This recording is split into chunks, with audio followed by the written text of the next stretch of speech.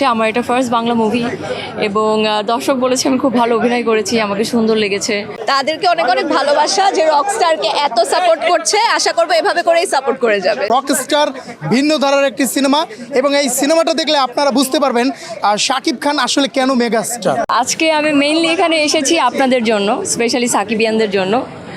আপনারা all the way আমাদের মুভিতে সাপোর্ট করছেন এবং ফাইট করছেন দেখছি, এবং খুব পজিটিভ রিভিউ দিচ্ছেন, এবং আপনাদের জন্যই এখানে আসা। স্পেশালি আজকে আমি এখানে এসেছি কমপ্লিটলি আপনাদের জন্য, কারণ আমি দেখতে পেরেছি আপনারা আমাদেরকে কী পরিমাণে ভালোবাসা দিচ্ছেন। সো অবশ্যই আপনাদের সাথে আজকে আমি মুভি দেখবো এবং ফ্যানদের জন্য অবশ্যই টাইম রাখা উচিত, এবং সেই চিন্তা থেকেই আমি আজকে এখানে এসেছি এবং আমি সুপার এক্সাইটেড। সাকিবিয়ানদের উদ্দেশ্যে বলতে চাবো যে আপনারা সারা জীবন সাকিবিয়ানই থাকবেন এবং সাকিব ভাইকে বেশি ভালোবাসবেন, সো দ্যাট আমাদের ইন্ডাস্ট্রিতে আরও অনেক সুন্দর সুন্দর মুভি উনি উপহার দিতে পারেন। দর্শকের প্রতিক্রিয়া তো খুবই ভালো লাগছে। আমার এটা ফার্স্ট বাংলা মুভি এবং দর্শক বলেছে আমি খুব ভালো অভিনয় করেছি, আমাকে সুন্দর লেগেছে, এবং অবশ্যই আপনাদের এবং আমাদের মেগাস্টার সাকিব খানের সঙ্গে আমার ফার্স্ট কাজ এটা, এবং হি ওয়াজ ভেরি সাপোর্টিভ, আমাকে অনেক সাপোর্ট করেছে, এবং ওনার সাথে ফার্স্ট মুভি করবার কারণে দেখেন সাকিবিয়ানদের সাথে আজকে আমি দেখা করতে এসেছি এবং আপনাদের সাথে মুভি দেখবো, তো অবশ্যই সেই জায়গা থেকে ওভারঅল খুব ভালো এক্সপিরিয়েন্স। তাদেরকে অনেক অনেক ভালোবাসা যে রকস্টারকে এত সাপোর্ট করছে, আশা করবো এভাবে করেই সাপোর্ট করে যাবে।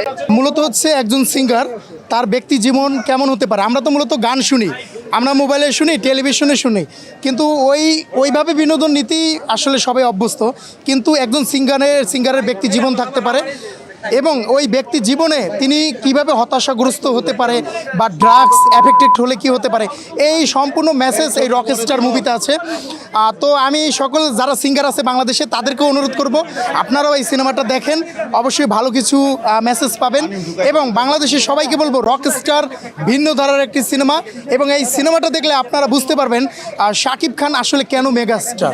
রকস্টার নিয়ে আমি বলতে চাই একটা কথা, যে আমাদের যে megastar, last megastar Shakib Khan, যে কিং খান, ওনার জীবনে 27 বছর পূর্তি হয়েছে আপনার সম্ভবত 2 দিন আগে, চাঁদ রাত্রে বা ঈদের দিন 27 বছর। তো 27 বছর ক্যারিয়ারে উনি যা দিয়েছেন বাংলাদেশ চলচ্চিত্রকে, এটা বাংলাদেশ চলচ্চিত্রে ঋণ কোনোদিন শোধ করতে পারবেন না। এবং এই রকস্টার নিয়ে এত উন্মাদনার কারণ হচ্ছে আমাদের রকস্টারে শাকিব খানের একটা নতুন ক্যারেক্টার, নতুন তার একটা আবির্ভাব।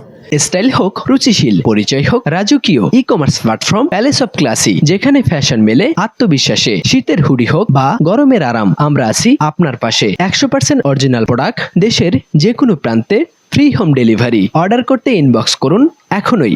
Palace of classy, B classy, be confident. এরকম গানের অর্থাৎ সিঙ্গারিং অর্থাৎ সং দিয়ে বা গান কেন্দ্রিক সিনেমা বাংলাদেশে আগে অতিপূর্ব হয় নাই। বাংলাদেশের লাস্ট মেগাস্টার শাকিব খান, উনি নিজেকে ভেঙে চুরে 46 বছর বয়সে উনি নিজেকে নতুন করে প্রতিষ্ঠিত করতেছে, এবং দেখায় দিতেছে যে চেষ্টা ও সফলতা থাকলে, ইচ্ছা থাকলে মানুষ এমনি যে কোনো জায়গায় সফল হয়। মেগাস্টার আমাদের সেটাই করে প্রমাণ দিতেছে। আর আমাদের সাকিবিয়ানদের খুশি হচ্ছে যে আমরা শাকিব খানকে এতটাই ভালোবাসি যে শাকিব খান যেখানেই যে সিনেমায় করে, যার সাথেই করে, আমরা সেই সিনেমাটাকে সদরে গ্রহণ করি।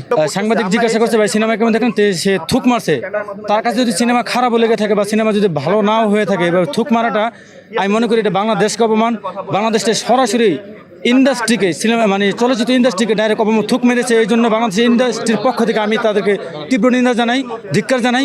এরকম তারা কখনো দেশের জন্য তারা ভালো কিছু বয়ে আনবে না। তারা দেশে থাকাই দেশে থাকার কোনো মানে নাই।